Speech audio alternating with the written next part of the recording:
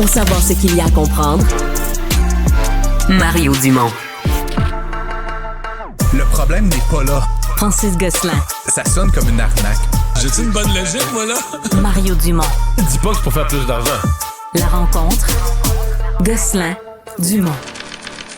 Bonjour, Francis. Salut Mario. On sait que Post Canada a besoin de revenus, des problèmes financiers importants, mais est-ce qu'on est prêt à tout pour aller chercher les 10 revenus?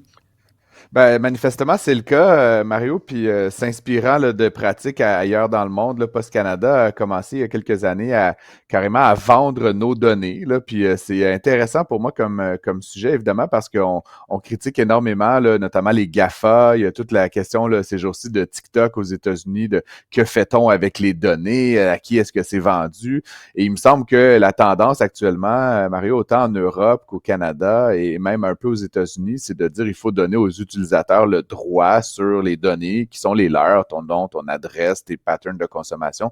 Donc, donner le droit aux consommateurs. Post Canada a vendu nos données personnelles. Ben, les tiennes, les miennes, là, au plus offrant. Puis, je veux dire, à nulle part, je me rappelle, Mario, avoir signé là, de décharge là, que Post Canada pouvait vendre mes données à moi. Là. Puis, évidemment, ils savent là, tout ce que je reçois, à quel moment, à quelle heure, si je reçois des lettres du fisc, si je reçois des bottes d'hiver, tout ce qui passe entre leurs mains. Donc, c'est moralement et éthiquement hautement problématique. Et là, bon, ils font des centaines de millions de dollars avec ça, Mario. Donc, il y a un recours collectif qui a été intenté contre eux. Drôlement, là, seulement pour les utilisateurs québécois, là, donc il faudra voir si d'autres provinces suivent la parade. Là, ce que je comprends, c'est que devant le tribunal, Post Canada a demandé au juge une sorte de statut privilégié, d'immunité. Pourquoi? Parce que c'est une société d'État, c'est tout ça? Exactement. Donc, faisant valoir là, que c'était une société de la couronne, il devrait avoir l'immunité contre la poursuite. Mais donc, à ce titre-là, Mario, demain matin, peut-être que Revenu Québec pourrait vendre là, à Walmart là, tes données. Là. Bon, Mario, il a bu beaucoup de thé. Puis ouais, c'est n'importe quoi comme non, mais argument. Là, le juge a dit non à ça. Ben, le juge a dit non à ça, fort heureusement. Et là, donc, le recours collectif va aller de l'avant. Et comme je l'expliquais, ce n'est que pour le Québec. On réclame à Post Canada 2,5 milliards de dollars de dédommagement. Je trouve ça un petit peu ambitieux, peut-être, comme montant, Mario, dans la mesure où c'est à peu près un tiers. C'est plus le principe, là. Oui, c'est ça, exactement. Ouais. À suivre.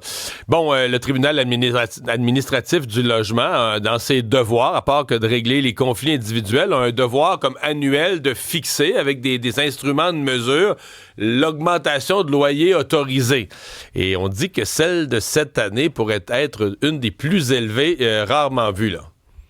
Oui, ben c'est un rôle bien ingrat qu'a le tribunal administratif du logement, Mario, c'est-à-dire qu'ils doivent un peu équilibrer, ben, évidemment, les droits des locataires d'un côté, parce qu'on sait il y en a des propriétaires qui ont des recours à des certaines mesures là, ou certaines exigences un peu abusives, mais de l'autre côté, dans les faits, comme on le sait, là, l'immobilier coûte plus cher pour tout le monde, incluant pour les propriétaires, quand on pense évidemment au prix d'achat lui-même, mais aussi aux taxes, à l'entretien, à toute une pléthore de choses. Des matériaux de rénovation.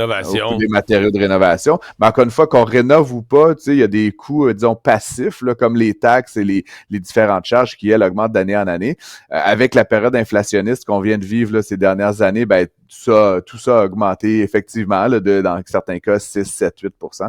Donc, le tribunal administratif du logement fixe à chaque année un chiffre qui est un peu comme la recommandation, si tu veux, mais qui de facto devient souvent là, l'augmentation un peu effective là, dans bien des cas. Il y a des exceptions si le logement est chauffé, s'il y a eu des travaux, là, tout ça, mais grosso modo, cette année, ça va être annoncé la semaine prochaine, là, mais les chiffres ont commencé à fuiter en bon français et il semble que ce serait juste en deçà de 6% d'augmentation qui serait autorisé. Ouais, ça, c'est très en haut de ce à quoi on est habitué, plus du 2-3, là, hein? Oui, mais tu comprends que pendant qu'on vivait l'inflation à 8%, le tribunal administratif du logement donnait une recommandation de 2%. Là. Donc, on est vraiment en mode rattrapage sur la période très difficile qu'on a vécue partout au cours des 2 dernières années. L'an dernier, l'augmentation recommandée était de 4%, donc c'était aussi pas mal au-delà là, de la moyenne. Mais ça donne donc en 2 ans là, un peu plus de 10% d'augmentation, Mario, ce qui est quand même une bonne variation, j'aurais envie de dire.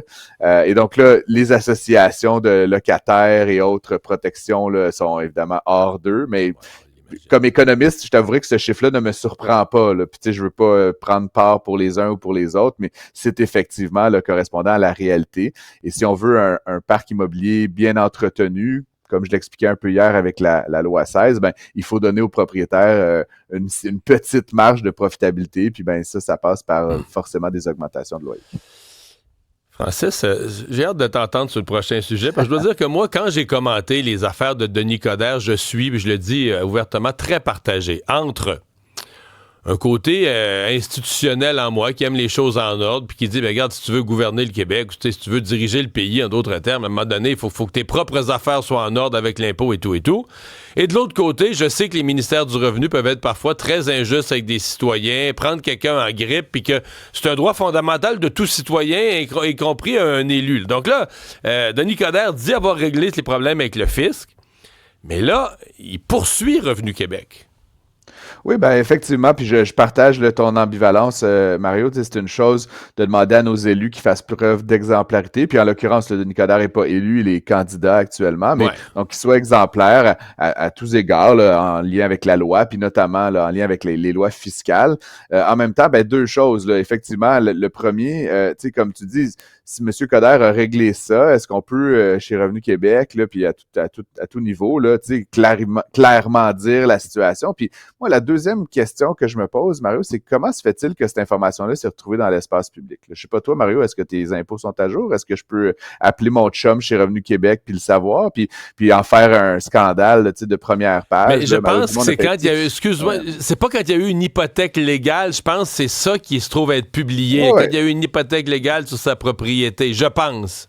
C'est possible. Puis comme je te dis, là, je vais simplement me questionner sur le fait de mettre, pour moi, notre relation à l'impôt, c'est une relation qui est absolument privée. Là, tu sais, et donc, on devrait pas, comme tu dis, là, s'il y a une hypothèque légale, OK, mais à la limite que cette information-là, puis surtout si la question est réglée du point de vue de Revenu Québec, si, comme le dit M. Coderre, la situation a été régularisée, que ce soit dit haut et fort. Là, je veux dire, on est quand même dans une forme, à la limite, d'ingérence politique. Là. Bon, pas tout à fait comme aux États-Unis, mais tu comprends que quand l'appareil d'État se met à jouer indirectement comme ils le font ici dans les affaires d'élection d'un chef de parti, c'est pour moi problématique. Ouais. Puis la dernière chose que j'aurais envie de dire, Mario, tu sais, j'ai moi-même eu mes tractations avec Revenu Québec, je suis un entrepreneur, puis tu sais, Revenu Québec fait des erreurs, m'ont déjà demandé des dizaines de milliers de dollars qui n'avaient pas lieu d'être.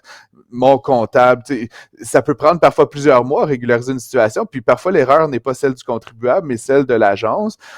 Quand on vient mettre une hypothèque légale, comme tu le dis, sur un bien, est-ce qu'on est sûr qu'on avait vraiment tout épuisé les recours avant de prendre cette action-là? Est-ce que le fait que c'était Denis Coderre, on a agi de manière un petit peu plus rapide, un petit peu plus baveuse chez Revenu Québec?